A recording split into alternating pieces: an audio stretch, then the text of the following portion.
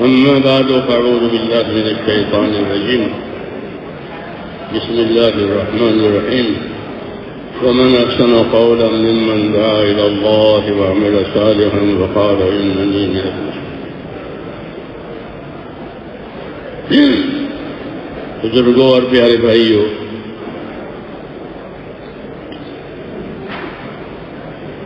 اللہ نے اپنے نبی کو رحمت بنا کر بھیجا ہے، اس لیے نبی کی ہر بات میں، نبی کے ہر کام میں اور ان کے ہر طریقے میں اللہ نے رحمتیں رکھی. ان رحمتوں کو حاصل کرنے کے لیے دو چیزیں ضروری ہیں، ایک اخلاص نیت اور ایک اتباع سنت.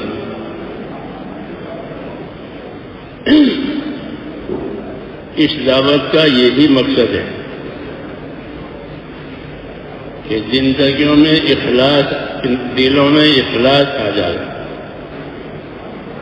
اخلاص کا مطلب یہ ہے کہ کسی غرض کے لیے نہ کرے بلکہ اللہ کے لیے کرے، اللہ کو راضی کرنے کے لیے کرے. دوسرے نمبر میں اپنی آخرت بنانے کے لیے کرے کہ میرے کام سے میرا اللہ راضی ہو جائے اور اللہ راضی ہو کر میری آخرت بنائے.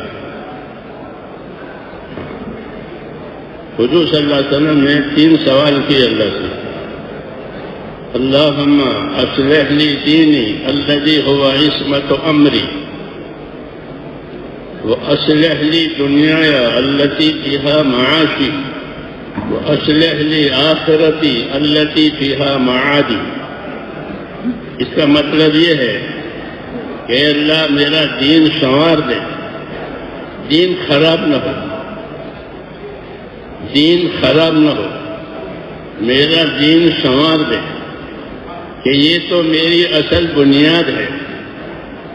دنیا آخرت کی کامیابی کے لیے اصل بنیاد دین ہے. کہ میرا دین سنوار دے کہ یہ تو میری اصل بنیاد ہے، اور میری دنیا سنوار دے، اس میں میرا گزارا ہے. آدمی دنیا سے گزر رہا ہے، روز روز گزر کر کے آخرت میں پہنچ جائے گا. مسافر کی طرح سے مسافر چلتے چلتے اپنی منزل پر اتر جائے گا، گزر رہا ہے. کہ تم میری دنیا سنوار دے کہ اس میں میرا گزارا ہے، اور اے اللہ میری آخرت سنوار دے کہ وہ تو میرا اصلی ٹھکانہ ہے، پھر وہاں سے کہیں جانا نہیں ہے. یہ چیزیں مانگی ہے، یعنی ہم کو مانگنا سکھایا ہے. ہاں کہ اللہ سے کیا مانگو گے؟ یہ مانگو اللہ سے یہ 3 چیزیں کی کہ میری آخرت سنوار دے کہ وہ میرا اصلی ٹھکانہ ہے، پھر وہاں سے کہیں جانا نہیں، اور مجھ کو زندہ رکھ. دعا کا آخری ٹکڑا ہے یہ، مجھ کو زندہ رکھ جب تک میری زندگی میں خیر ہے. مجھ کو زندہ رکھ جب تک میری زندگی میں خیر ہے. اور آخری بات، اللہم اجعل الحیات زیادۃ لی فی کل خیر واجعل الموت راحۃ لی من کل شر. کہ اللہ میری زندگی کو ہر خیر کے حاصل ہونے کا ذریعہ بنا دے، میری زندگی کو ہر خیر کے حاصل ہونے کا ذریعہ بنا دے، اور میری موت کو ہر شر سے بچنے کا ذریعہ بنا دے. میری موت کہ ہر شر سے بچنے کا اس کو ذریعہ بنا دے. یہ دعائیں ہیں میرے دوستوں، یہ دعائیں بھی ہیں، یہ دعوت بھی ہے. نبی اپنی دعا میں بھی نبی ہیں اور نبی اپنی دعوت میں بھی نبی ہیں. جی ہاں، تو یہ دعائیں ہیں، ان دعاؤں میں دعوت بھی ہے کہ ایسا مانگو، ایسا کرو. اس لیے یہ چیزیں میرے بھائیوں سیکھنے کی ہے. جتنی ہماری محنتیں ہیں وہ محنت کے لیے نہیں ہے، بلکہ محنت منفعت کے لیے ہے. ہر محنت کا نفع ہوتا ہے. ہماری محنت ایک نفع کے لیے ہے. وہ نفع کیا ہے؟ وہ نفع یہ ہے کہ ہماری محنتوں سے ہمارے دلوں کو ہدایت ملے. ہماری محنتوں سے ہمارے دلوں کو ہدایت ملے. دل میں ہدایت کا آنا ضروری ہے. ایمان بھی دل میں ہوتا ہے، اخلاص بھی دل میں ہوتا ہے، نفاق بھی دل میں ہوتا ہے، کفر بھی دل میں ہوتا ہے. دل ان چیزوں کا مقر ہے. اس لیے دلوں میں ایمان آنا چاہیے. اللہ کا تعلق، اللہ سے محبت، اللہ کا خوف، یہ دلوں میں آئے. ایمان اور ایمان کے اعمال کا یہی اثر ہوتا ہے. جب ایمان آتا ہے اور ایمانی اعمال کیے جاتے ہیں تو دلوں میں یہ چیزیں پیدا ہوتی ہیں کہ اللہ کی محبت پیدا ہوتی ہے. اللہ کی محبت پیدا ہوتی ہے کیونکہ اللہ کی اطاعت اللہ کی محبت سے کی جاتی ہے. اللہ کی اطاعت اللہ کی محبت سے کی جاتی ہے. جی ہاں، ماں باپ کی تابعداری ماں باپ کی محبت سے کی جاتی ہے. ایسے ہی اللہ کی اطاعت کہ اللہ کی اطاعت اللہ کی محبت سے کی جاتی ہے. اللہ نے ہم پر بڑے بڑے انعام کیے ہیں، ماں باپ کا انعام کریں گے. جی ہاں، تو اس لیے کہ اللہ کی اطاعت کہ اللہ کی محبت سے کی جاتی ہے. اور پھر اللہ کی اطاعت صحیح ہونے کے لیے رسول صلی اللہ علیہ وسلم کا اتباع ضروری ہے کہ زندگیوں میں جناب رسول اللہ صلی اللہ علیہ وسلم کا اتباع ہے. ہاں، آپ کے نقش قدم پر چلنا، صبح سے شام تک دیکھنا چاہیے کہ صبح سے لے کر کے شام تک میں نے کتنی سنتوں پر عمل کیا ہے. یہ دیکھیں کہ میں نے صبح سے لے کر کے شام تک کتنی سنتوں پر عمل کیا ہے. یہ دیکھیں کیوں کہ اصل زندگی سنت ہے. اصل زندگی آپ کے طریقے ہیں. اس لیے ہم کو ہر کام کے طریقے بتائے ہیں کہ مسجد میں جانا ہے تو کہ مسجد میں جانے کی 5 سنتیں. مسجد میں داخل ہونے کی مثال کے طور پر کروں کہ مسجد میں داخل ہونے کی یہ 5 سنتیں. تو ہر عمل کی سنتیں ہوتی ہیں. کلمے کا مطلب یہ ہے کہ اللہ کا حکم ہوگا، نبی کا طریقہ ہوگا. لا الہ الا اللہ، اللہ کا حکم، محمد رسول اللہ، یعنی حضور اللہ کا طریقہ ہوگا. یہ ہے مقصد اس کام کا.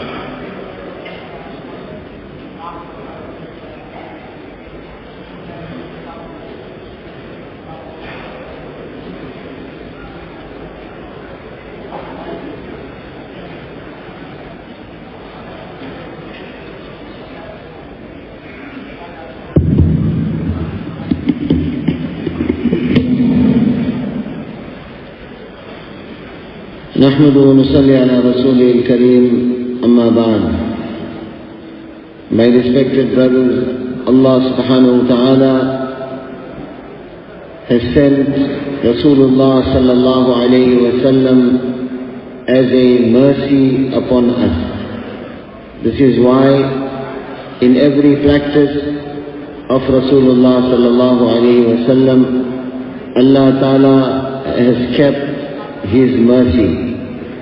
In order to acquire this, 2 things are imperative.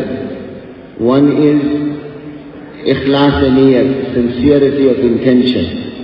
And the other is to follow and implement the sunnah of Rasulullah sallallahu alayhi wa sallam. And these 2 things are in fact an objective of this work of da'wah.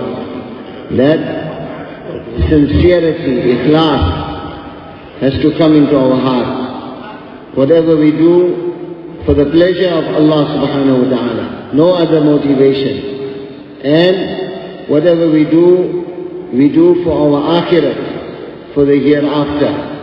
Allah's Rasul sallallahu alayhi wa sallam asked Allah subhanahu wa ta'ala for 3 things. Allahumma aslih li dini alladhi huwa ismatu amri, وأصلح لي دنياي التي فيها معاشي وأصلح لي آخرتي التي فيها معادي. O Allah, protect my deen. Let not my deen in any way diminish or be spoiled. Why? Because this is the essence and this is the primary purpose and objective. So far as the world is concerned, this is a passing phase. We have to live here. And in essence, we are a traveler in this world. So protect my dunya also, my life in this world, because here I have to subsist.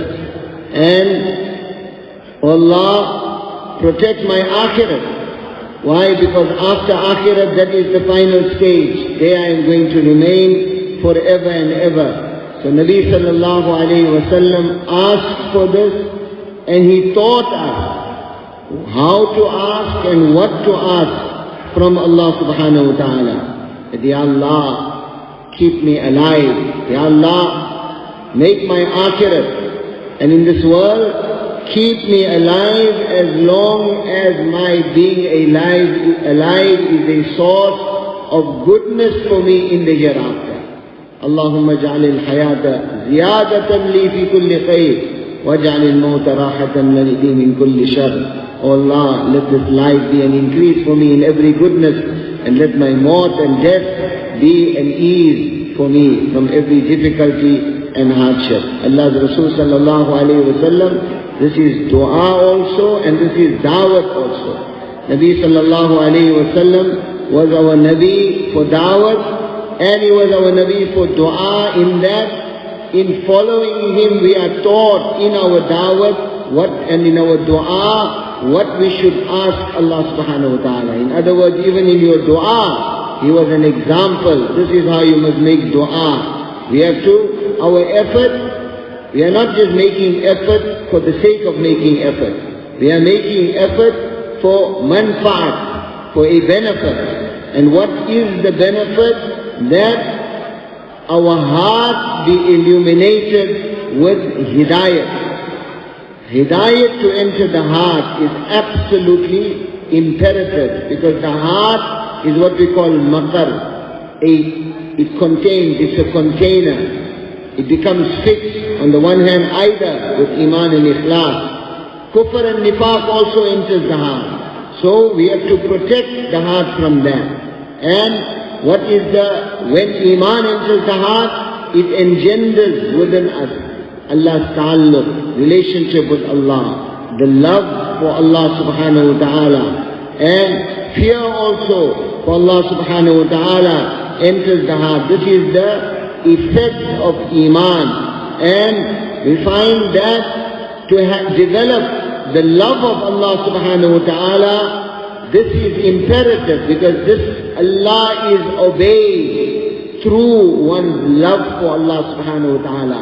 Like a person obeys his parents through the love that he has for his parents. So Allah ta'ala's obedience is developed when we will develop our relationship and our love for Allah subhanahu wa ta'ala, that Allah ta'ala blessed us, Allah gave us the parents, Allah gave us so many bounties. And obey Allah how? For this we have to learn the sunnah of Rasulullah sallallahu alayhi wa sallam. From morning till night, ask ourselves this question, check how many sunnah of Rasulullah sallallahu alayhi wa sallam I practiced upon, because actual life is a life of sunnah. Example, when you enter the masjid, there are 5 sunnahs with regard to entering the masjid. Likewise, in every action we are given sunnah. So this is our kalima. La ilaha illallah, Allah's command, Muhammadur Rasulullah sallallahu alayhi wa sallam. Implement the sunnah of Rasulullah sallallahu alayhi wa sallam, and this is the objective of this work of da'wah.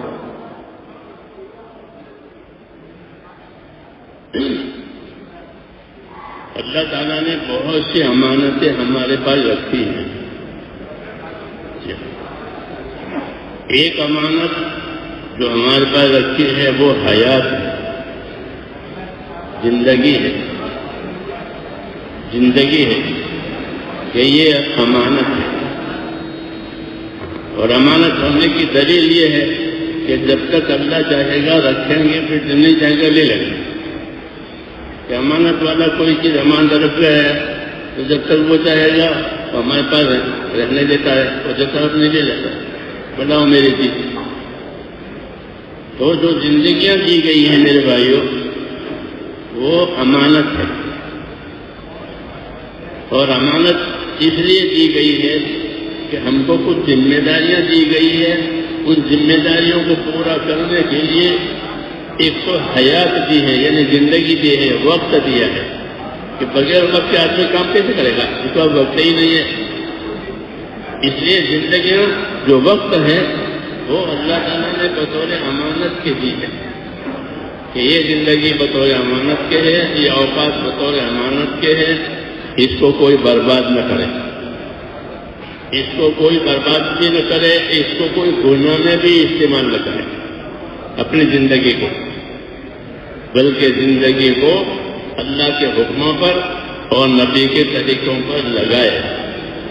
یہی اصلی استعمال کی جگہ ہے زندگی کی. قل ان صلاتی ونسکی ومحیای ومماتی للہ رب العالمین. اے نبی لوگوں سے کہو کہ میری نماز یا میری جانی عبادتیں اور میرے نوشوں کی میری مالی عبادتیں، بلکہ میری حیات اور میری موت میرے اللہ کے لیے ہے. یہ آیت میں قل ان صلاتی ونسکی ومحیای ومماتی للہ رب العالمین لا شریک لہ وبذلک امرت. کہ میری نماز ہے، میری جانی عبادتیں، میری مالی عبادتیں اور میری حیات، میری موت، یہ سب میرے اللہ کے لیے. جب یہ چیز اللہ کے لیے ہو جائے گی تو آدمی مخلص ہو جائے گا. کیا ہو جائے گا؟ مخلص، اخلاص والا. کہ میری حیات بھی اللہ کے لیے، میری جانی مالی عبادتیں اللہ کے لیے، میرا جینا اللہ کے لیے، میرا مرنا کے لیے. یہ باتیں ارشاد اس لیے فرمائی ہے کہ لوگ اس سبق کو یاد کریں، لوگ اس سبق کو یاد کریں اور یاد رکھیں کہ میرا جینا اللہ کے لیے ہے، میرا مرنا اللہ کے لیے ہے، میری جانی عبادتیں اللہ کے لیے ہے، میری مالی عبادتیں اللہ کے لیے ہے. اللہ کا بندہ بن کر زندگی گزارنا یہ اخلاص کہلاتا ہے. یہ اخلاص کہلاتا ہے کہ اللہ کا بندہ بن کر زندگی گزارنا، جو اللہ کہے وہ کرنا، جو اللہ منع کرے اس سے بچنا. اخلاص. تو ایک تو اپنی زندگیوں میں یہ چیزیں پیدا کرنے کے لیے یہ رہبری کی ہے کہ زندگی اللہ کی طرف، اللہ کی رضا کی طرف، اللہ کی خوشنودی کی طرف جائے، اللہ کی ناراضگی کی طرف نہ جائے. کہ اللہ کا ناراض ہونا بہت سخت ہے. اللہ ناراض ہے، یہ بہت سخت بات ہے.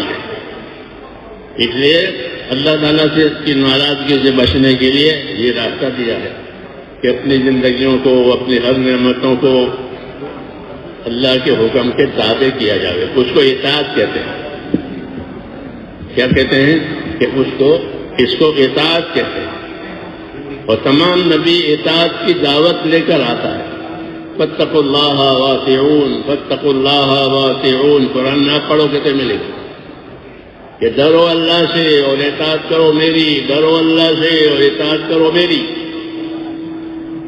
تو اللہ کے ڈر کی نشانی ہوگی نبی کی اطاعت، کہ یہ آدمی اللہ سے ڈرنے والا ہے. کہ اس کی کیا نشانی ہے؟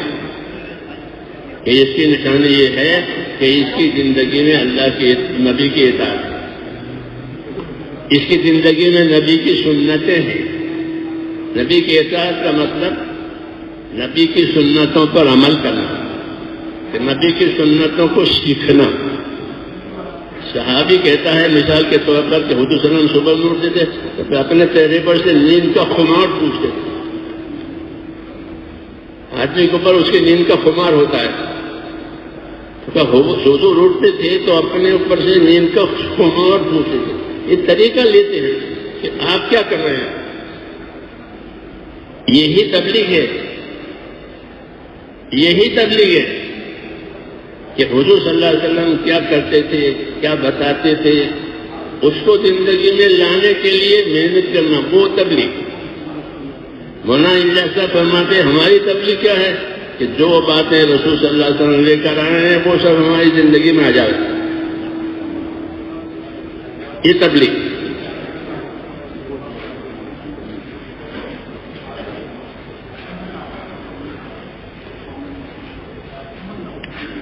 Allah subhanahu wa ta'ala has blessed us with many what we call amanat, trust. And amongst them, one of them which is absolutely essential is this life which Allah has given us. Life is an amanat. It's a trust, it's a responsibility. And the proof of that is that it is not with us all the time. As long as Allah wants, He will give it to you. Like you leave something with someone, it's yours. And you leave it for a limited time, then you take it back. So the proof of that life is an amanat, is the fact that it is by us for a limited period of time. And when Allah wants, He will take it away from us. And with life, we have what we call responsibilities, commands of Allah subhanahu wa ta'ala. And in order to fulfill these responsibilities, we require time. So time is also a trust. Life is a trust. Protect it. Do not destroy it. How will you destroy it? By utilizing your life and time in the disobedience of Allah subhanahu wa ta'ala.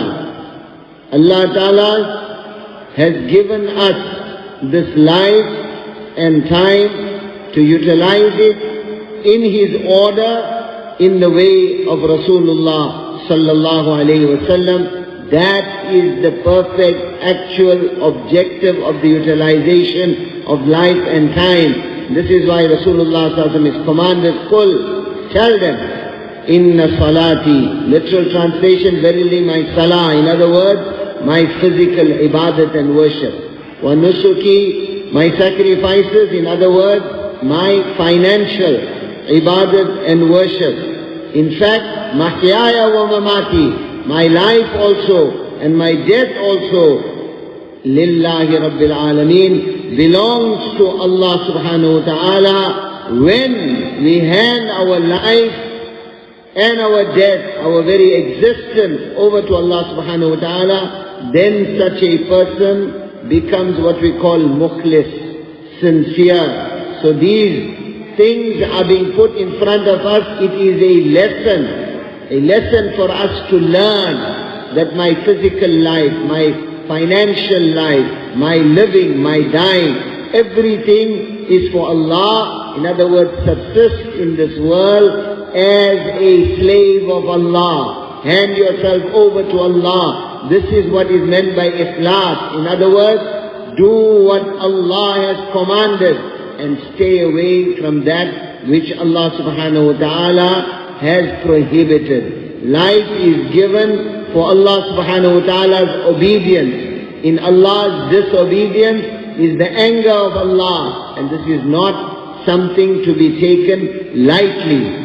It is essential we protect ourselves from the anger of Allah subhanahu wa ta'ala by bringing our life onto Allah's commands. This is what is called itaat and obedience. And this was the da'wat of Anbiya alayhi salatu wassalam. فَاتَّقُوا اللَّهَ وَأَطِيعُونَ, interspersed throughout Quran. Fear Allah and follow me. The sign that Allah's fear has entered the heart is the obedience of Rasulullah sallallahu alaihi wasallam. In other words, bringing your life onto sunnah. This has to be done practically. We have to learn this. Sahabi tells us, reports, even minor practices of Rasulullah sallallahu alaihi wasallam, that when my Nabi sallallahu alaihi wasallam would get up in the morning, he would wipe his face with his hands. In other words, wipe away the effects of sleep that had come onto the face. Sleep, its effect comes onto one's face. So, to break the tiredness, you need to wipe it away.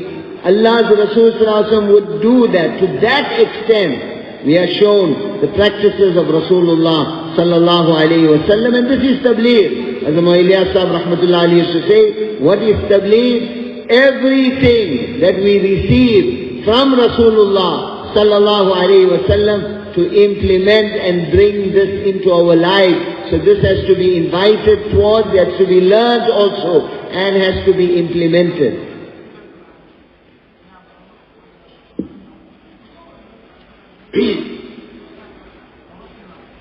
اللہ تعالیٰ پر ایمان، لا الہ الا اللہ محمد رسول اللہ،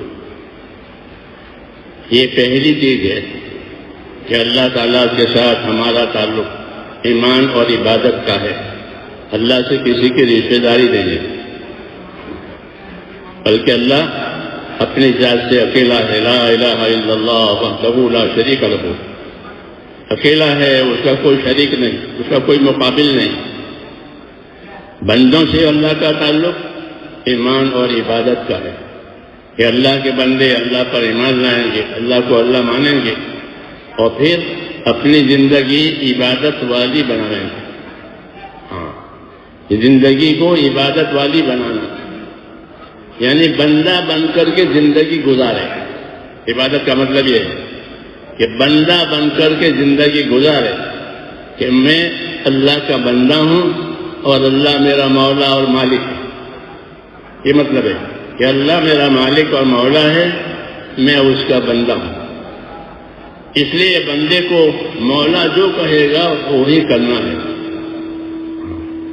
یہ اخلاص نیت کہ میرا اللہ جو کہے گا میں وہی کروں گا. ہمارے حضرت جی فرماتے تھے دو ہی چیزیں بڑی ہیں، وہ سیکھنی ہے، سیکھنے کے بعد تو میں کر رہا ہوں.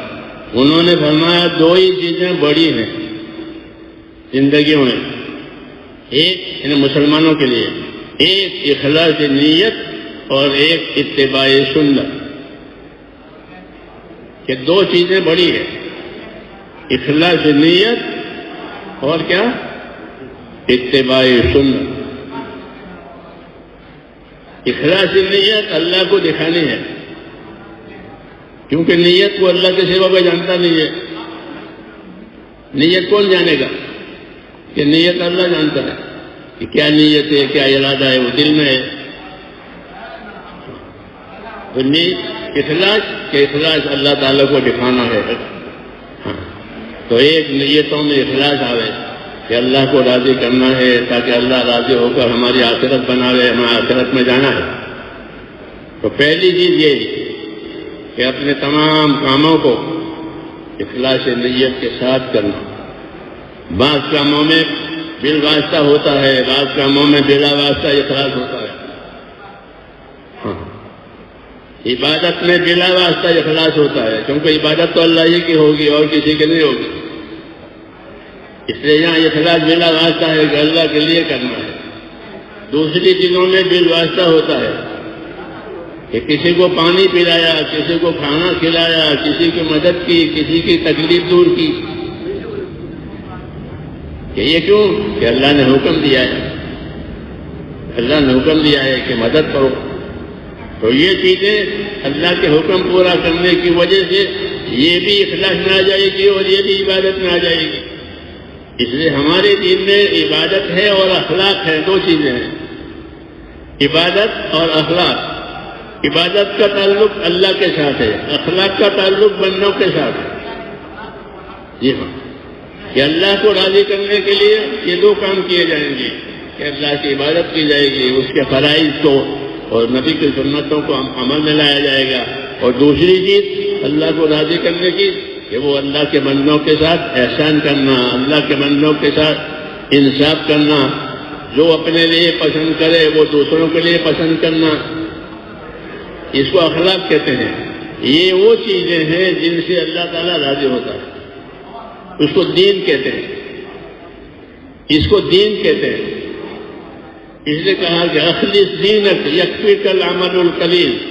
اپنے دین میں اخلاص پیدا کر لو، تھوڑا عمل بھی کافی ہو جائے گا. یہ تھوڑا سونا ہوتا ہے، سونا تھوڑا، لیکن وہ قیمتی ہوتا ہے کیونکہ اس میں کوئی دوسری چیز نہیں ہوتی، سونا ہے. تو ایسے کہ آخری دین اپنے دین میں اخلاص پیدا کرو، اللہ اور آخرت کو سامنے رکھ کر چلو۔ اخلاص کا مطلب یہ ہے کہ اللہ اور آخرت کو سامنے رکھ کر چلو، اللہ اور آخرت کو سامنے رکھ کر کرو، تو تھوڑا عمل بھی کافی ہو جائے گا۔ کیوں؟ اخلاص ہے۔ ایک مرتبہ ابو ہریرہ نے لوگوں سے پوچھا کہ ایسا آدمی بتاؤ کہ ایک نماز نہیں پڑھی اور جنت میں چلا گیا۔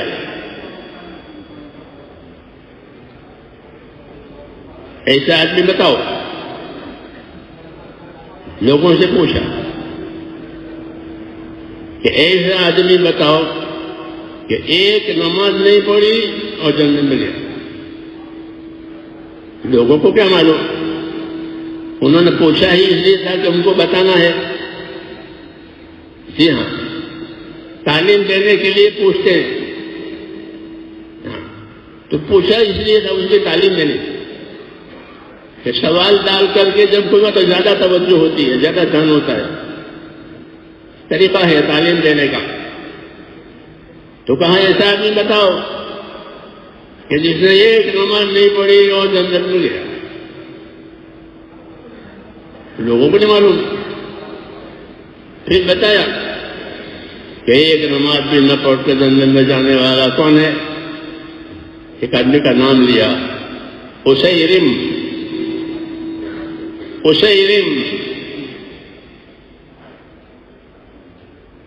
بنو، یہ مشہور قبیلے کا آدمی ہے، بنو عبداللہ صلی اللہ، کہ وہ اسیرم ہے کہ اس نے ایک نماز بھی نہیں پڑھی وہ جنت میں گیا۔ یہ کیسے ہوا؟ بتایا ایسے ہوا کہ جب وہ صبح میں اٹھا تو مسلمان نہیں تھا۔ دیکھا کہ بھائی چچا کوئی بھی نہیں ہے، سب کہاں گئے؟ لوگوں نے کہا وہ تو احد کے میدان میں ہے۔ تمہارے بھائی تمہارے چچا احد کے میدان میں ہے حضور صلی اللہ علیہ وسلم کے ساتھ۔ تو پھر ایسا ہے وہ حضور صلی اللہ علیہ وسلم کے ساتھ ہو گئے، تو پھر میں بھی کلمہ پڑھتا ہوں۔ تو انہیں کلمہ پڑھا، مسلمان تو تھا نہیں، اب کلمہ پڑھا تو وہ لوگ کہاں کہ احد میں ہے، کہیں احد میں گئے اپنے چچا کے ساتھ، چچا وغیرہ کے ساتھ رہنے کے لیے۔ تو میرے چچا میرے بھائی والوں کو پھر میں بھی وہیں جاؤں گا جہاں کہ تو حضور کے ساتھ ہے کہ میں بھی ان کے ساتھ ہو جاؤں گا۔ تو وہ کلمہ پڑھ کے ہو گیا، وہاں جا کے شہید ہو گیا، اور نماز ایک بھی نہیں پڑھی، نماز ایک بھی آئی نہیں قابو میں۔ تو کہا یہ وہ شہری میں کہ اس نے ایک نماز بھی نہیں پڑھی اور وہ جنت میں چلا گیا۔ کیوں؟ کہ اس کے ایمان اور اخلاص کی وجہ سے، کہ پہلے ایمان لایا پھر اخلاص کے ساتھ وہاں گیا اور وہاں شہید ہو گیا۔ تو یہ وہ آدمی ہے کہ ایک نماز بھی نہیں پڑھی اور جنت میں گیا۔ مطلب یہ ہے کہ آدمی اپنے ایمان اور اخلاص کی وجہ سے بہت آگے جاتا ہے۔ ایمان اور اخلاص کی وجہ سے آگے جاتا ہے۔ عمل کرنے کا موقع کبھی ملتا ہے کبھی نہیں ملتا، زندگی کبھی تھوڑی ہوتی ہے کبھی زیادہ ہوتی ہے۔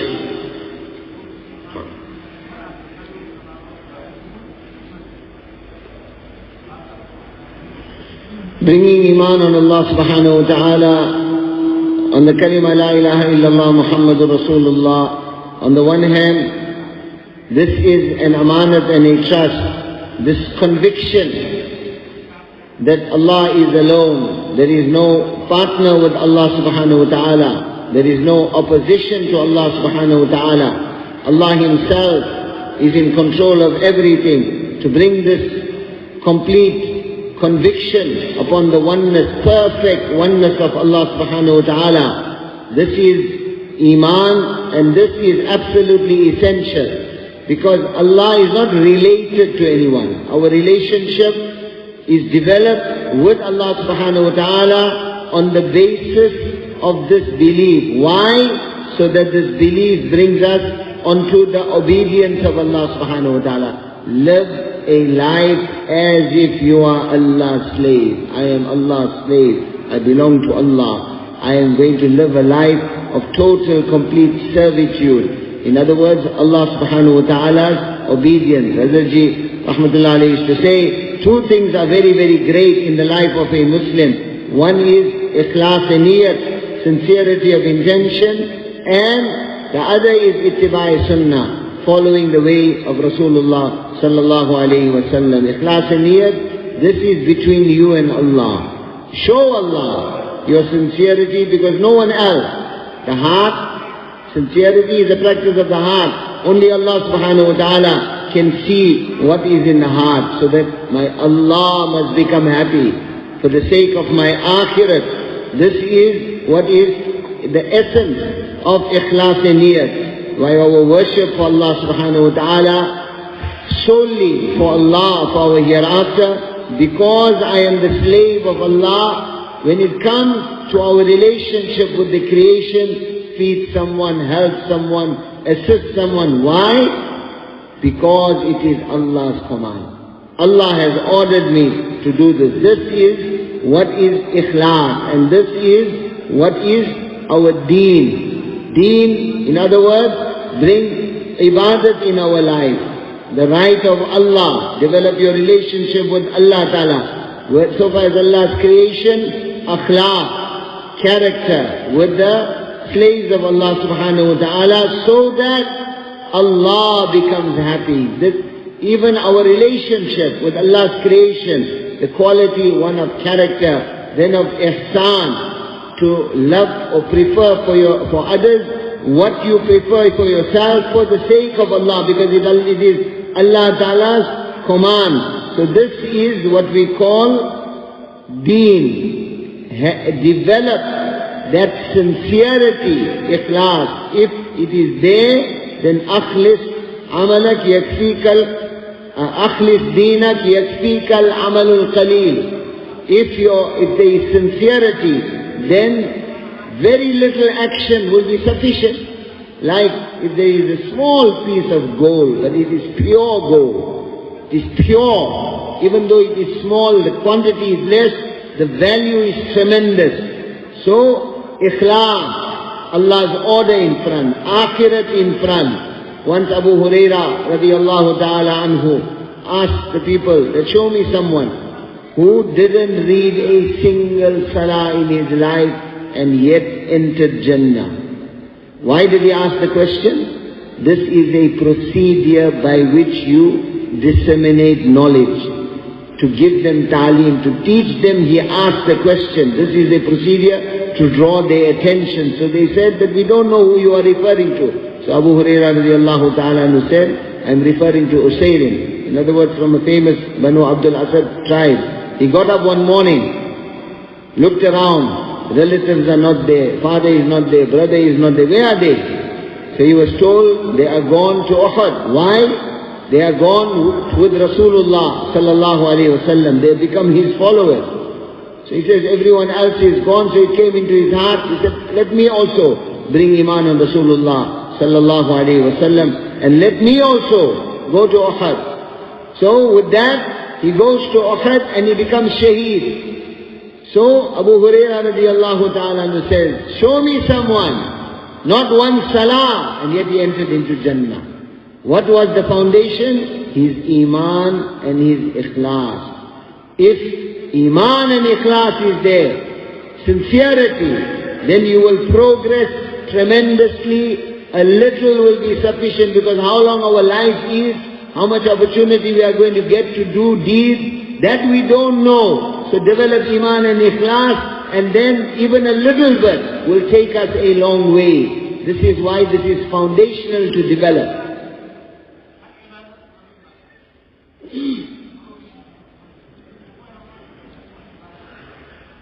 इसलिए सारी मेहनतों का खुलासा और सारी मेहनतों से असली गरज वो यही है कि जिंदगियों में अल्लाह के इताअत आवे, रसूल सल्लल्लाहु अलैहि वसल्लम की सुन्नतों की ताबेदारी आवे, और नियतों में इखलास आवे कि अल्लाह के इताअत करने, रसूल सल्लल्लाहु अलैहि वसल्लम की सुन्नतों को सीख कर उस पर अमल करना है, और ये सब अल्लाह के लिए, और फिर उसे दावत देनी है। दावत तो इल्म अमल की होती है। दावत किस चीज की होती है? کہ علم و عمل کی دعوت ہوتی ہے. جی ہاں، عبادت کا علم اور عبادت کا عمل، اخلاق کا علم، اخلاق کا عمل، یہ چیزیں اپنے اندر پیدا کرتے ہوئے پھر اس کی دعوت دینی ہے. جی ہاں، اپنے آپ کو بھول کر کے نہیں بلکہ اپنے اندر پیدا کرنا یہ، اور اپنے اندر پیدا کرتے ہوئے دوسروں میں دعوت دینا. یہ کام ہوتا ہے نبیوں کا کہ نبی خود بھی اپنی چیز پر قائم ہوتا ہے اور اپنی چیز پر قائم ہوتے ہوئے پھر امت کو اس کی دعوت دیتا ہے اور امت کو اس خیر میں شریک کرتا ہے کہ اس خیر میں تم بھی میرے ساتھ شریک ہو جاؤ. اس لیے نبی جو ہوتا ہے وہ خیر خواہ ہوتا ہے، ہمدردی کرنے والا ہوتا ہے. جیسے ماں باپ اپنے بچوں کے ساتھ ہمدردی کرتے ہیں کہ میرے بچوں کا بھلا ہو جائے، میرے بچوں کا نقصان نہ ہو جائے، اس کو ہمدردی کہتے ہیں اردو میں. اردو تو جانتے نہیں آپ لوگ، ہاں، تو اس کو ہمدردی کہتے ہیں ہمارے اردو میں، یعنی دوسروں کی بھلائی چاہنا، ان کا بھی بھلا ہو جائے، ان کا بھی بھلا ہو جائے، دشمن کا بھی بھلا ہو جائے. ہاں، یہ نبی کی تعریف ہوتی ہے کہ سب کا بھلا ہو جائے. اس کو ہمدردی کہتے ہیں. تو نبی ہمدردی لے کر آتا ہے، نصیحت لے کر آتا ہے. اردو میں ہمدردی کہتے ہیں، عربی میں نصیحت کہتے ہیں. ہمدردی دوسروں کا بھلا چاہنا. دوسروں کا بھلا چاہنے والا وہ بندوں کا بھی مخلص ہے اور اللہ کا بھی مخلص ہے.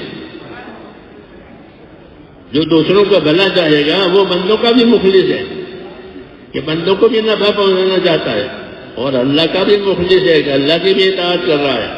اس کو اخلاق کہتے ہیں کہ اخلاق میں بندہ مخلص ہوتا ہے، یعنی بندوں کا بھی بھلا چاہتا ہے اور اللہ کے بھلا چاہتا ہے. کیونکہ اللہ نے ایسا ہی حکم دیا ہے کہ اللہ کے بندوں کے ساتھ احسان کرو، اللہ کے بندوں میں انصاف سے رہو. یہ دو حکم ہیں بندوں کے بارے میں کہ اللہ کے بندوں میں انصاف سے رہو، اللہ کے بندوں میں احسان کرو.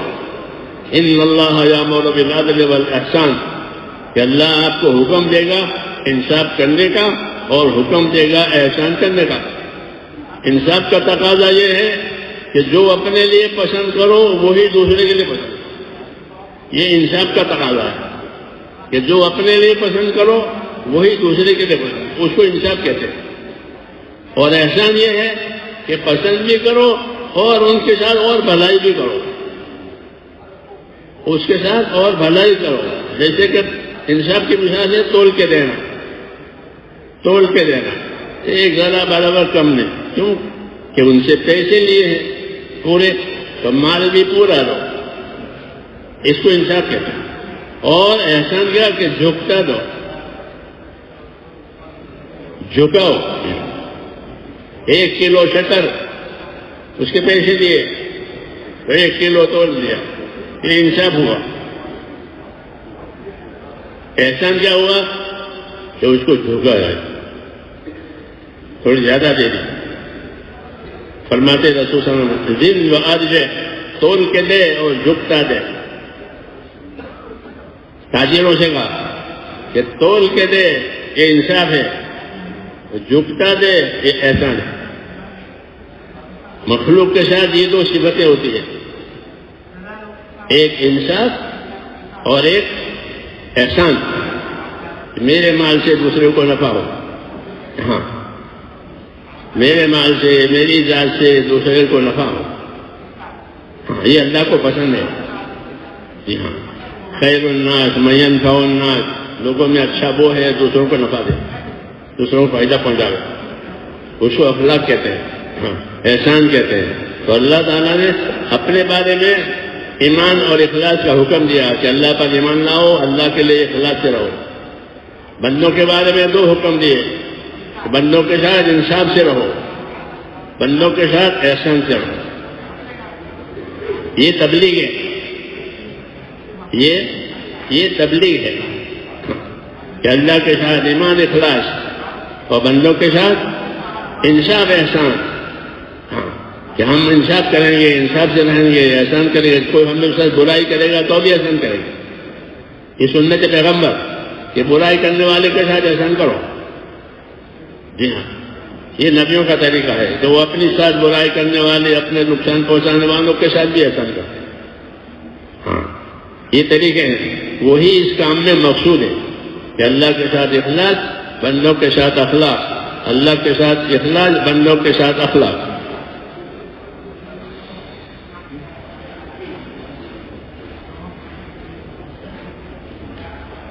The entire objective and purpose of this effort is to implement in our lives the obedience of Allah subhanahu wa ta'ala and the following of the way of Rasulullah sallallahu alayhi wa sallam and sincerity of intention.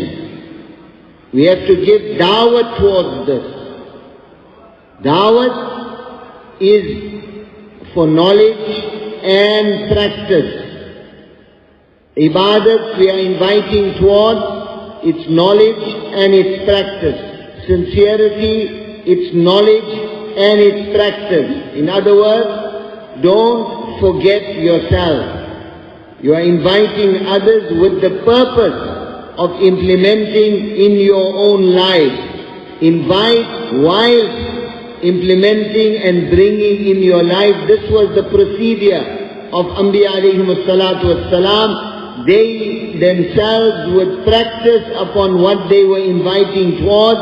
In other words, this goodness that I am inviting you towards, that is in my life, I want you to share in this goodness. This is what we call Hamdardi in Urdu.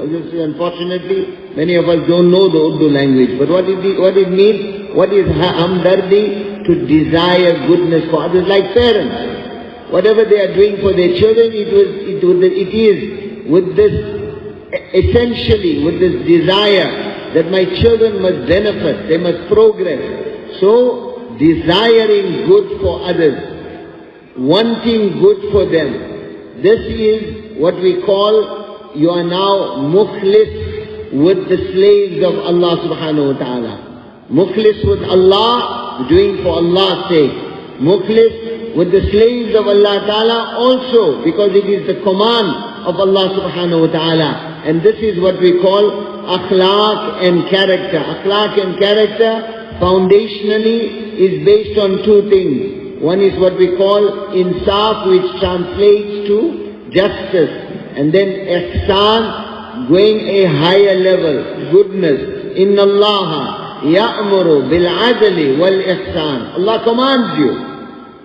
Insaf, what does it mean? Like for yourself, prefer for yourself, prefer for others what you prefer for yourself. And ihsan, go give a little extra. Like this direction is given by Rasulullah sallallahu alayhi wa sallam. When selling, you weighing something, you're going to take the person's money, he's buying 1 kilogram sugar or whatever it is, weigh properly, zin. And then arjih. Arjih means give a little bit more than what he paid for.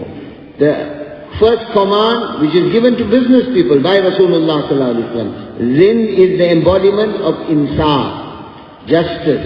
And arjih, giving a little bit more, that is ihsan. So, what is the objective? That my life and my wealth, through it, let me benefit others. Khairun nas, mayanfa'un nas. Allah Ta'ala loves this. That with Allah, our relationship is based on iman and ikhlas. With the slaves of Allah Ta'ala, our relationship is based on insaf and ihsan. And this is what our tabligh is. That develop this iman and ikhlas with Allah, insaf and ihsan with the slaves of Allah Ta'ala, character, even if they oppose you, even if they are trying to harm you. The objective of this work is to develop this relationship with the creation of Allah subhanahu wa ta'ala.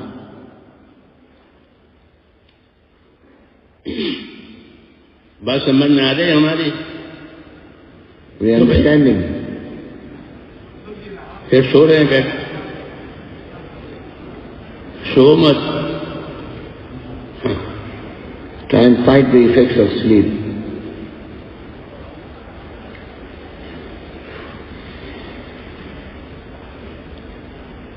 दूसरी एक बात وہ سمجھنی ہے کہ اخلاص عبادتوں میں بھی آئے گا، اخلاص ہماری حاجتوں اور ضرورتوں میں بھی آئے گا۔ اخلاص عبادتوں میں، نماز پڑھے اللہ کے لیے، روزہ رکھے اللہ کے لیے، صدقہ کرے اللہ کے لیے، ذکر کرے اللہ کے لیے، یہ تو ہے ہی کہ اخلاص عبادت میں، تو وہ تو ہے ہی کہ اخلاص ہماری حاجتوں میں، کہ آرام کرے اللہ کے لیے، تجارت کرے اللہ کے لیے، یہ سمجھ نہیں بات؟ ہاں، تو آدمی جب اپنے اندر اخلاص بڑھائے گا تو اخلاص عبادت میں تو آئے گا، کیونکہ وہ آسان ہے، اللہ کی طرف کوئی عبادت کے لائق نہیں ہے، تو اس لیے اللہ کے لیے اخلاص تو آئے گا۔ اور اخلاص کہ اخلاص اپنے حاجتوں میں، کہ کوئی حاجت پوری کرے، کوئی ضرورت پوری کرے، کھائے پیے سوئے، اس کو حاجت کہتے ہیں، کہ حاجتیں پوری کرے، کہ حاجتوں میں بھی اخلاص آئے، حاجتوں میں یہ اخلاص آئے، اور حاجت پوری کرنے پر ثواب کی ایسی امید رکھے جیسے عبادت کرنے پر ثواب کی امید رکھتا ہے۔ آدمی عبادت کرتا ہے تو ثواب کی امید رکھتا ہے، تو حاجت پوری کرے تو، کہ حاجت پوری کرے تو بھی ثواب کی امید رکھے۔ کیوں کہ اس نے اپنے اخلاص کو بڑھایا ہے، عبادتوں سے بھی آگے کر کے حاجتوں میں اخلاص لے گیا۔ سمجھ نہیں لگا؟ یہ تبلیغ میں سیکھنے کی چیز ہے کہ اپنی حاجتوں میں اخلاص، عبادتوں میں اخلاص ہونا ہی ہے، کہ اپنی حاجتوں میں، اپنی ضرورتوں میں اخلاص۔ صحابہ نے یہ سیکھا تھا۔ تو معاذ رضی اللہ عنہ یہ کہتے تھے کہ میں آرام کرتا ہوں تو مجھ کو ثواب کی ایسی امید ہوتی ہے، جیسے اٹھ کے عبادت کرتا ہوں اس میں ثواب کی امید ہوتی ہے، اور آرام کرنے میں، سونے میں بھی مجھ کو ثواب کی ایسی امید ہوتی ہے جیسے اٹھ کے عبادت کرنے میں ثواب کی امید ہوتی ہے۔ وہ یہ کہتے تھے کہ احتسب فی نومتی کما احتسب فی قومتی، کہ میں اللہ کے سامنے کھڑا ہونے میں، قیام کرنے میں ثواب کی امید رکھتا ہوں، اور آرام کرنے میں، کیا آرام کرنے میں مجھ کو ثواب کی ایسی امید ہے جیسے قیام کرنے میں۔ سمجھ نہیں بات کہ اپنے اخلاص کو بڑھایا ہے، ہاں اپنے اخلاص کو بڑھایا ہے، کہ عبادتوں میں بھی اخلاص آیا، حاجتوں میں بھی اخلاص آیا، ہاں کہ حاجت اس لیے پوری کریں گے کہ حاجت پوری کریں گے تو آرام ملے گا، آرام ملے گا تو اللہ کی عبادت اچھی ہوگی۔ جی ہاں، جب آرام کریں گے تو اللہ کی عبادت اچھی ہوگی، اور تھکے ہوئے ہارے ہوئے تو کہاں سے اچھی ہوگی؟ کیونکہ آرام بھی اس لیے کریں گے کہ آرام کر کے پھر اللہ کی عبادت کریں گے۔ تو کہ مجھ کو اپنی حاجتوں میں بھی اللہ سے ثواب کی ایسی امید ہے جیسے مجھ کو اپنی عبادت میں ثواب کی امید ہے۔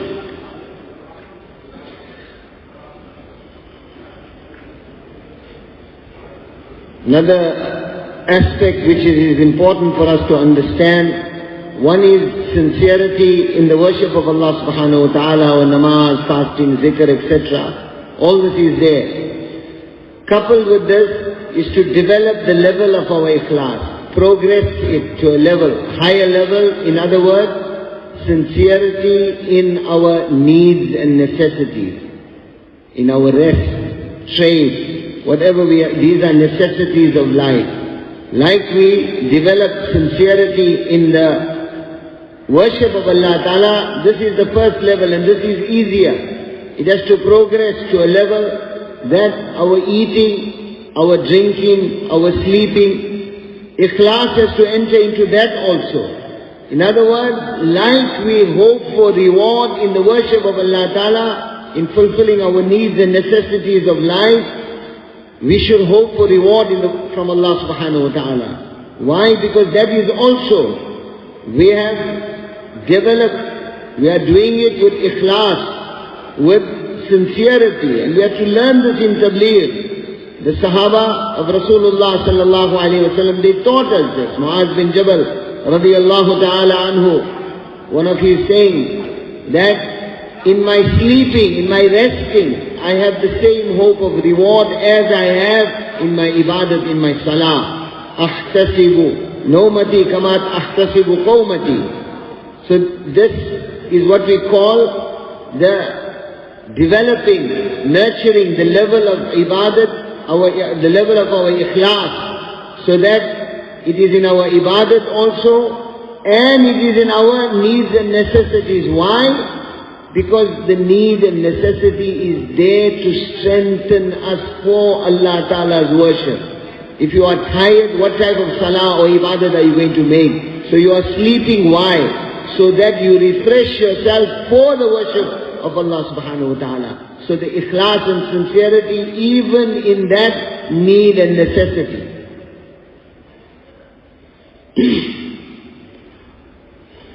بس بھائی یہی باتیں ہیں اور انہی باتوں کو اپنے اندر پیدا کرنے ہیں. اس کے لیے ایک تو اللہ سے دعائیں مانگنی ہیں, اللہ سے دعائیں مانگنی ہیں, کیونکہ اللہ سے لینے کا راستہ یہی راستہ ہے. دعاؤں سے, عبادتوں سے اللہ سے لے سکتے ہیں, اور کوئی طاقت اللہ سے لینے کے لیے نہیں ہے. اللہ ہی سب بڑا طاقت والا ہے, اس سے ہم نے کون آ سکتا ہے. لیکن اس نے یہ راستے کھلے رکھے, عبادت کا راستہ, دعا کا راستہ, یہ مدد کا راستہ ہے کہ اللہ سے جو مدد ملے گی وہ اس کی عبادت سے ملے گی. ایاک نعبد و ایاک نستعین, وہ پڑھتے ہیں, اے اللہ تیری عبادت کریں گے, تجھ سے مدد لیں گے. تو اللہ سے مدد لینے کا ایک راستہ اس کی عبادت ہے. دعا بھی عبادت ہے. دوسرا راستہ مانگنا ہے کہ مانگو اللہ سے, سوال کرو اللہ سے. اللہ کو مانگنے والا پسند ہے, نہ مانگنے والا پسند نہیں ہے. جو اللہ سے نہیں مانگتا وہ اللہ کو پسند نہیں ہے. جو اللہ سے مانگتا ہے تو وہ اللہ کو پسند ہے. ہاں, کیونکہ سارے خزانے اللہ کے ہاتھ میں ہے, ساری خیر اللہ کے ہاتھ میں ہے, کسی کے ہاتھ میں کچھ نہیں ہے. کچھ نہیں ہے کسی کے ہاتھ میں, سب کچھ اللہ.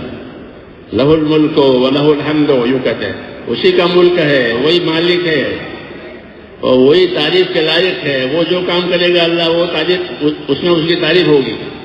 تو ساری خیر اللہ کے ہاتھ میں ہے, اس لیے خیر اللہ تعالیٰ سے مانگی جائے گی. خیر کے مانگنے والوں سے اللہ خوش, نہ مانگنے والوں سے نہ خوش. اس لیے ہم کو حکم بھی دیا ہے, عبادت بھی کرو, دعائیں بھی مانگو, عبادت بھی کرو, دعائیں مانگو. دعا والے بنو. کیا بنو؟ کہ دعا مومن کا ہتھیار ہے. جیسے فوجی کے بعد فوج کے ہتھیار ہوتے ہیں, پولیس کے ہتھیار ہوتے ہیں. جی ہاں, تو مومن کے پاس کیا ہوتا ہے کہ اس پاس دعا ہوتی ہے. وہ اپنی دعا سے اپنی حفاظت بھی کراتا ہے اور اپنی دعا سے اپنی مراد بھی پوری کراتا ہے.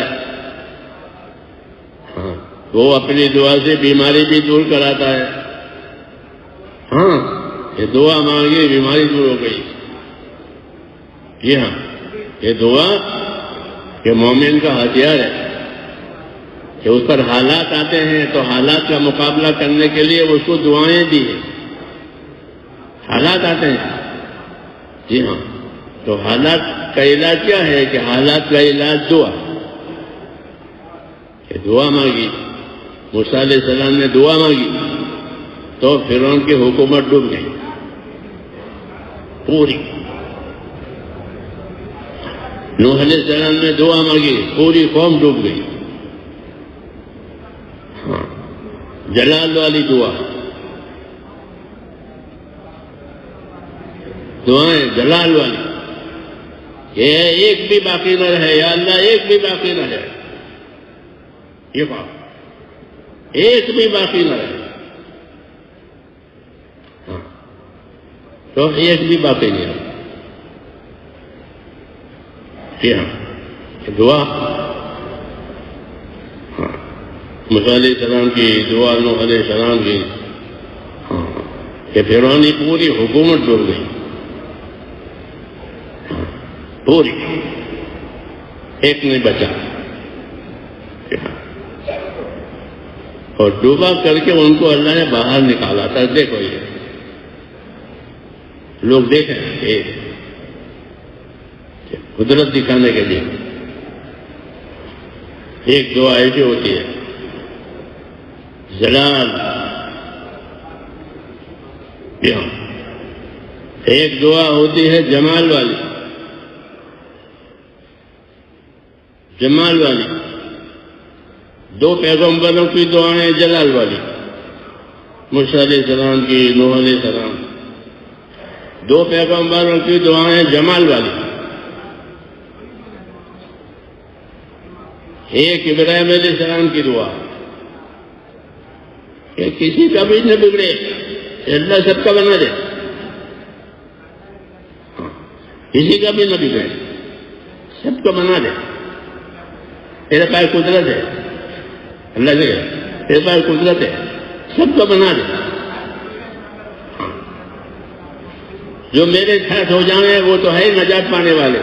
اللہ سے کہہ رہے کہ جو میرے ساتھ ہیں وہ تو ہے نجات پانے والے، اور جو میرے خلاف کرے تو آپ غفور الرحیم ہے. ان کا جو میرے خلاف کرے تو آپ غفور الرحیم ہے، اور جو میرے ساتھ ہے وہ تو نجات پائیں گے. جو میرے ساتھ خلاف کرے تو کہا آپ غفور الرحیم.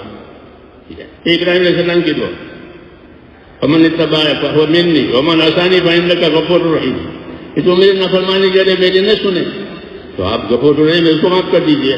تو میرے ساتھ ہوگا وہ تو کامیاب ہو جائے گا، نہیں اور تو آپ کی مغفرت اس کو مل جائے گی. مطلب یہ کسی کو کوئی تماشا نہ لگے.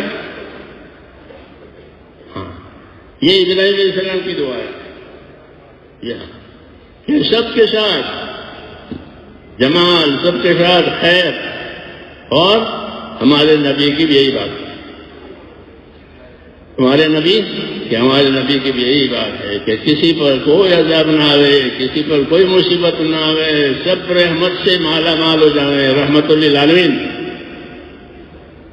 رحمت للعالمین. اپنی دعوت میں، اپنی دعا میں، دونوں میں رحمت للعالمین.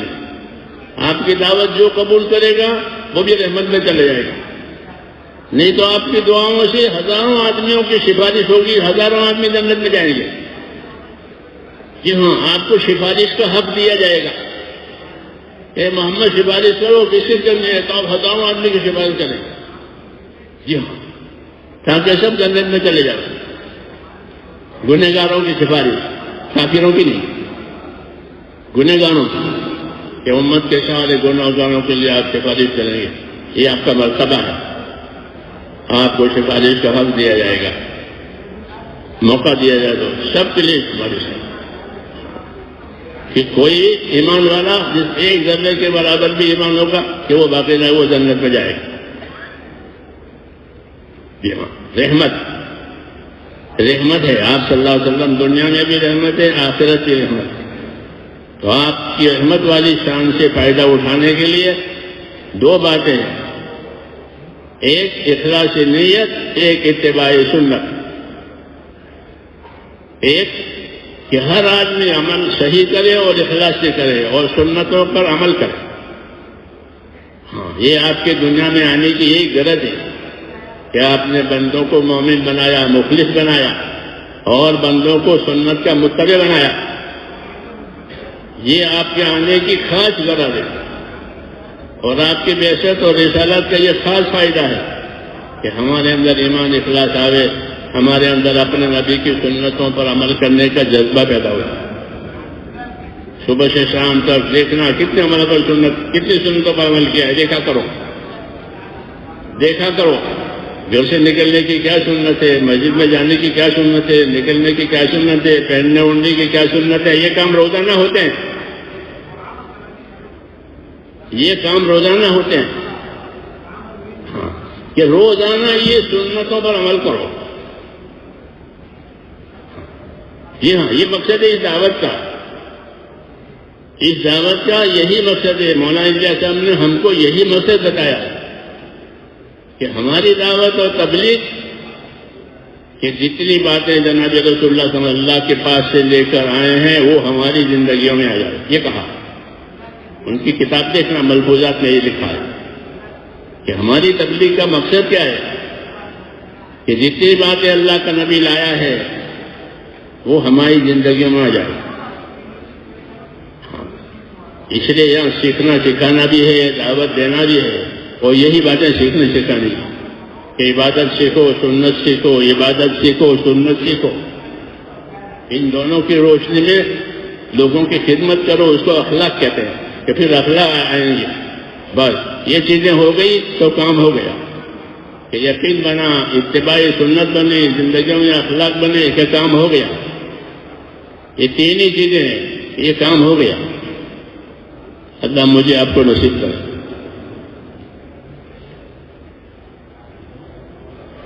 For these things to come into our life, it is imperative that we ask from Allah, beg Allah, make dua to Allah Ta'ala, supplicate to Allah, because this is the road by which you will take from Allah Subhanahu wa Ta'ala, the road of Allah's worship.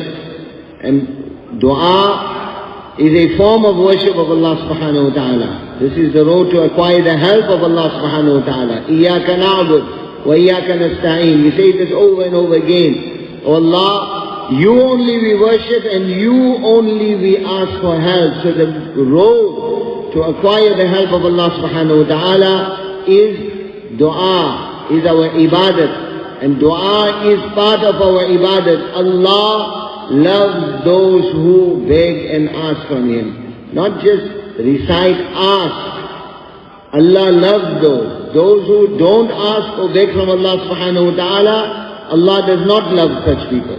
So everything, every goodness, every benefit is in the hands of Allah. Lahul mulk, kingdom belongs to Allah. Walahul hamd, all praise belongs to Allah. Worthy of praise is Allah Subhanahu wa Ta'ala. So we have to put ourselves, apply ourselves. Dua is the weapon of a believer.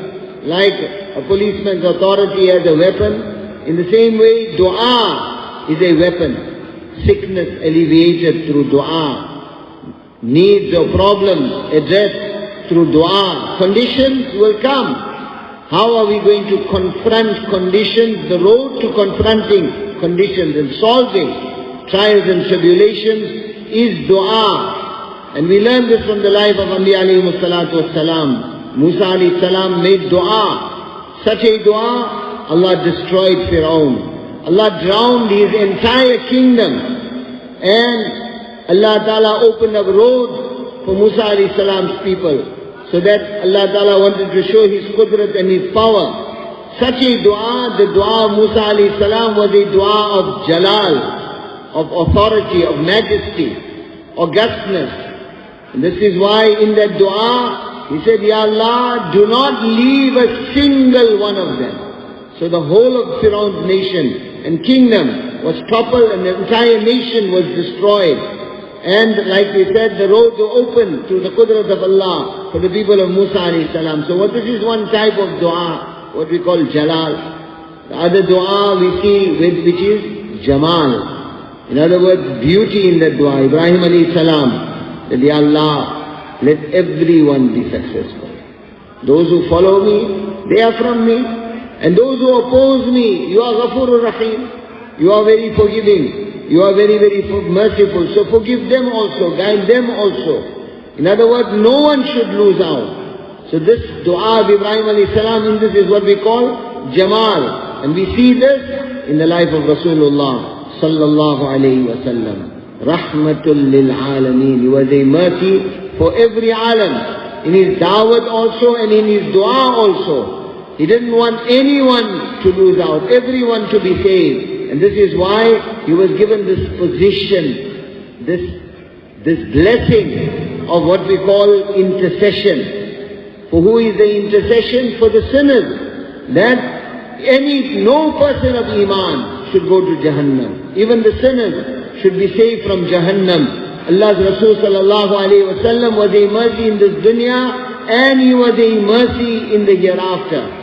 So the road to this, the essence is two things. sincerity of our intention, and ittibai sunnah, follow, implement in your life the sunnah of Rasulullah sallallahu alayhi wa sallam.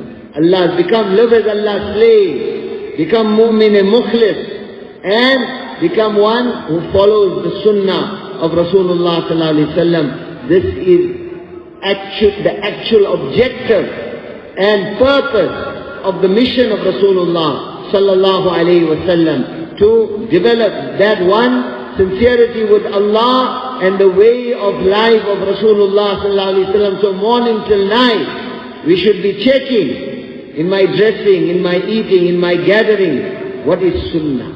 What is the practice of Rasulullah sallallahu alayhi wa sallam? Daily to implement that. This is a primary objective of our work. Read the Malfuzat of Hazrat Maulana Ilyas Sahib rahmatullah alayhi. He said the purpose of our da'wat and tabligh is that whatever Rasulullah sallallahu alayhi wa sallam brought from Allah Ta'ala to come into the lives of the ummah. This requires learning and teaching and giving da'wat of this.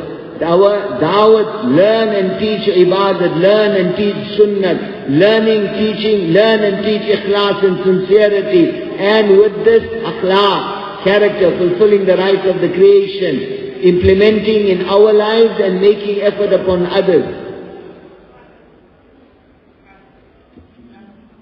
इसलिए अब दुआ मांगनी है अल्लाह ताला से, अपनी कमी कोताही का अल्लाह के सामने इकरार करना है और अपनी मुरादें अल्लाह से मांगनी है। दुनिया की खैर भी मांगनी है अल्लाह के, और आखिरत की खैर भी मांगनी है, और कबूलियत की उम्मीद रखनी है। ये न समझे कि मेरी दुआ कबूल नहीं होती है। हर एक की दुआ, हर मुसलमान की दुआ कबूल होती है। हाँ, कबूलियत कभी जल्दी जाहिर होती है, कभी देर से जाहिर होती है।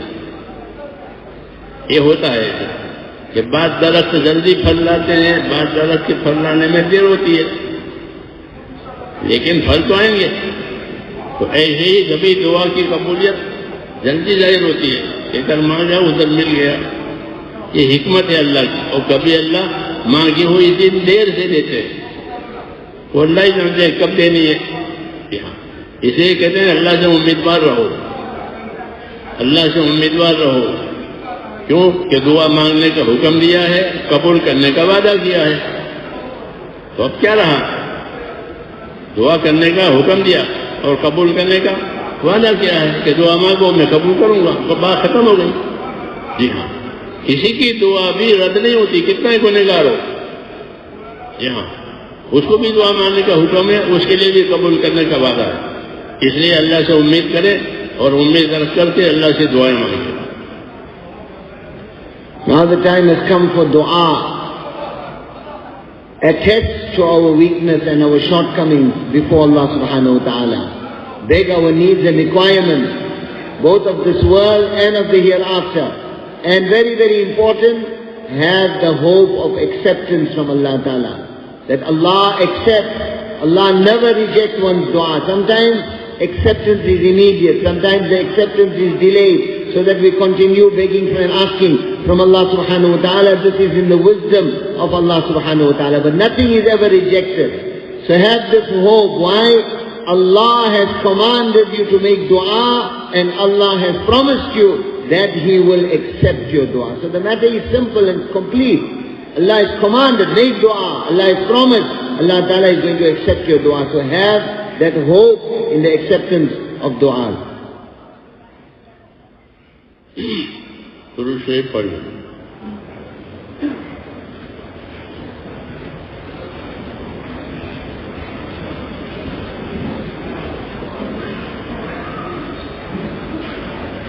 बिस्मिल्लाहिर्रहमानिर्रहीम।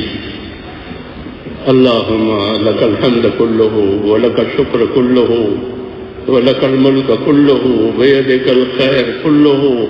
अल्लाहुम्मा इलैका यरजुल अम्र कुल्लुहु ला इलाहा इल्लल्लाह वहदहु ला शरीका लहु लहुल मुल्कु व लहुल हम्दु युहयी व युमीत व हुवा हय्युन ला यमूत बियदिहिल खैरु व हुवा अला कुल्लि शैइन कदीर। अल्लाहुम्मा अंत अहक्कु मन ज़ुकिर व अहक्कु मन उबिद وأنصر من ابتغي وأرأف من ملك وأجود من سئل وأوسى من آتى. اللهم أنت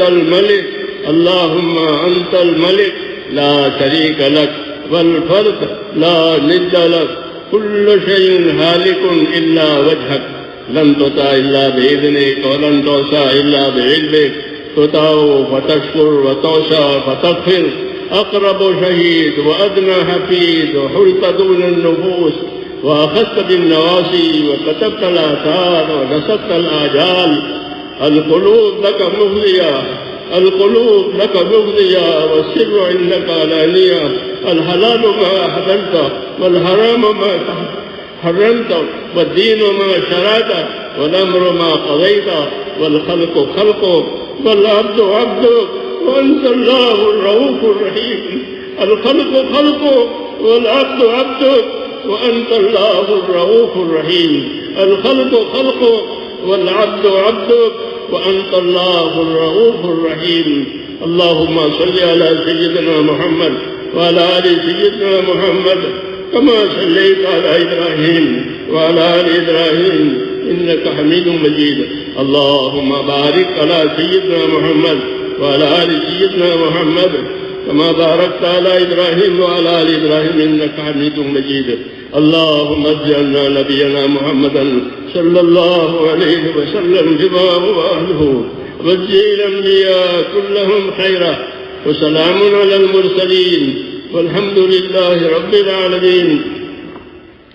ربنا إننا آمنا فاغفر لنا ذنوبنا وقنا عذاب النار.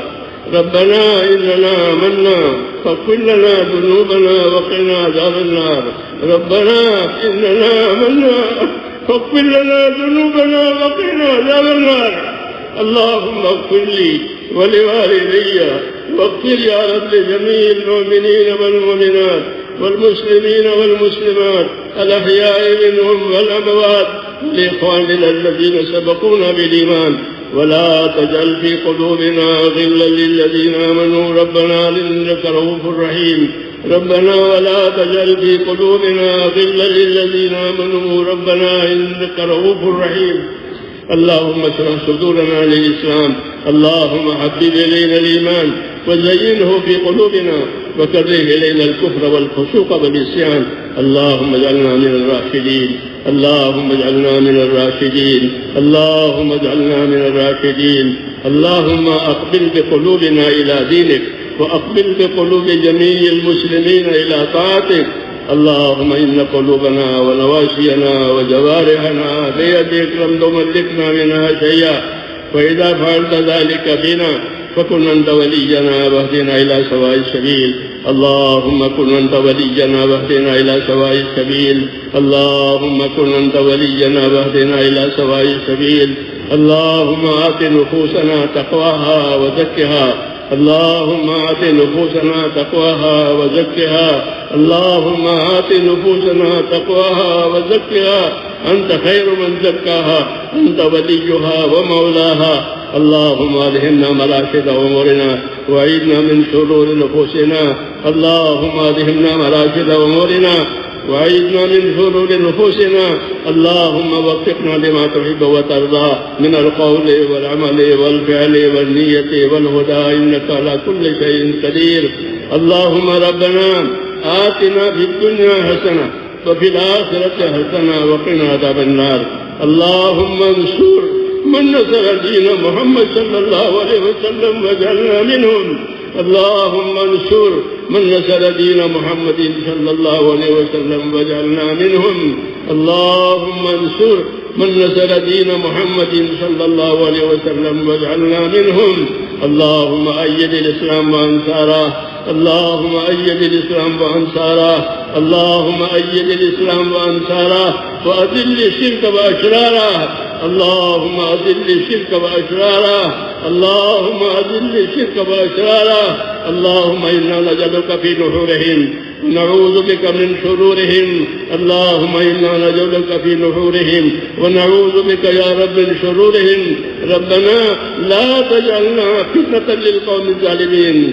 ربنا لا تجعلنا فتنة للقوم الظالمين ربنا لا تجعلنا فتنة للقوم الظالمين ونجنا برحمتك من القوم الكافرين فاطر السماوات والأرض أنت ولينا في الدنيا والآخرة توفنا مسلمين والحقنا بالصالحين غير خزايا ولا ندامى ولا مفتونين ربنا آتنا في الدنيا حسنة وفي الآخرة حسنة وقنا عذاب النار اے اللہ ہماری مغفرت فرما اے اللہ ہماری سب کی مغفرت فرما اے مولا پوری امت کی پوری مغفرت فرما پوری امت پر سے اپنی ناراضگی کو اٹھا لے اے اللہ امت پر سے اپنی ناراضگی کو اٹھا لے پوری امت میں رضا والی زندگی کو قائم فرما دے اے اللہ پوری امت میں اپنے رضا والی زندگی کو قائم فرما دے اپنے بندوں کی صلاحیتوں کو اپنے دین پر لگا دے اے اللہ بندوں کی صلاحیتوں کو دین پر لگا دے صلاحیتوں کو برباد ہونے سے بچا لے امت کے مالوں کی جانوں کی آبرو کی دین ایمان کی یا اللہ ہر جگہ حفاظت فرما لے اے اللہ ہر جگہ حفاظت فرما لے ہر شر سے ہر فتنے سے ہر بلا سے ہر بیماری سے ہر فتین کے فتنے سے ہر فسادی کے فساد سے ہر سبزی کے فیض سے سبب سے ہماری اور پوری امت کی اللہ پوری حفاظت فرما پوری حفاظت فرما جب تک زندگی باقی ہے اللہ تیرے حکموں پر گزر جاوے اور مرنے کا وقت آوے تو ہم میں سے ایک کو کمال ایمان پر خاتمہ نصیب فرما کمال ایمان پر خاتمہ نصیب فرما موت اور بعد موت میں ہمارے لیے برکت مقدر فرما موت کے بعد کی ہلاکتوں سے حفاظت فرما موت کے بعد آنے والے ابدی رحمتوں سے مالا مال فرما اے اللہ جو محنتیں ہو رہی ہے دین کی اور جو خدمتیں ہو رہی ہے دین کی اے اللہ ان سب کو قبول فرما اے اللہ ان سب کو قبول فرما اے اللہ ان سب کو قبول فرما ہم میں سے ایک کو موت تک اخلاص اور استقامت کے ساتھ اے اللہ تیرے دین کے کاموں میں جمنے والا بنا دے اور یا اللہ ہماری محنتوں کو قبول فرما اس کو ترقی عطا فرما تمام خدمتوں کو تمام محنتوں کو اے اللہ اپنے کرم سے قبول فرما اخلاص والوں کو جمع فرما استخلاص والوں کو جمع فرما ہر قسم کے اغراض اور ہر قسم کے فساد سے اے اللہ ہماری و پوری امت کی حفاظت فرما دعوت کے کام کی بھی حفاظت فرما مساجد مکاتب جتنے محنتیں ہو رہی ہیں دین کی ان سب کی حفاظت فرما اخلاص والوں کو جمع فرما اور اپنی تائید سے معیت فرما جتنی رکاوٹیں ہیں وہ دور فرما جو بیمار ہے یا اللہ ان کو شفا عطا فرما بیماروں کو شفا عطا فرما پریشان حالوں کی پریشانیوں دور فرما مصیبت زدوں کو مصیبتوں میں سے نکال دے جو ناجائز طور پر گرفتار ہیں یا اللہ ان کو عافیت کے ساتھ بری فرما جو بیمار ہیں انہیں شفا عطا فرما اے اللہ تیرے بندوں کی حالتوں کو تم سے زیادہ کوئی جاننے والا نہیں ہے اے اللہ اپنے فضل و کرم سے اپنے بندوں کو ہر قسم کی عافیت نصیب فرما دنیا اور آخرت کی عافیت نصیب فرما اور جب تک زندگی ہے ہماری ہمیں اپنے دین پر استقامت بھی نصیب فرما عافیت بھی نصیب فرما ہر خیر سے مالا مال فرما ہر فتنے سے محفوظ فرما جن دوستوں نے بھائیوں نے دعاؤں کے لیے کہا ہو لکھا ہو یا وہ دعاؤں کے امیدوار ہو یا اللہ ان کی جائز مرادیں پوری فرما ان کی جائز مرادیں پوری فرما بیماروں کو شفا عطا فرما پریشانیاں ہیں پریشانیوں کو دور فرما ناجائز طور پر گرفتار ہے تو اللہ تم عافیت کے ساتھ بری فرما اے اللہ جتنی حاجتیں تیرے بندوں کی تیرے علم میں ہے اے اللہ ان کی حاجتوں کو پورا فرما جناب رسول اللہ صلی اللہ علیہ وسلم نے خیر کے راستے کی جتنی چیزیں مانگی ہے ہم بھی مانگتے ہیں ہم کو بھی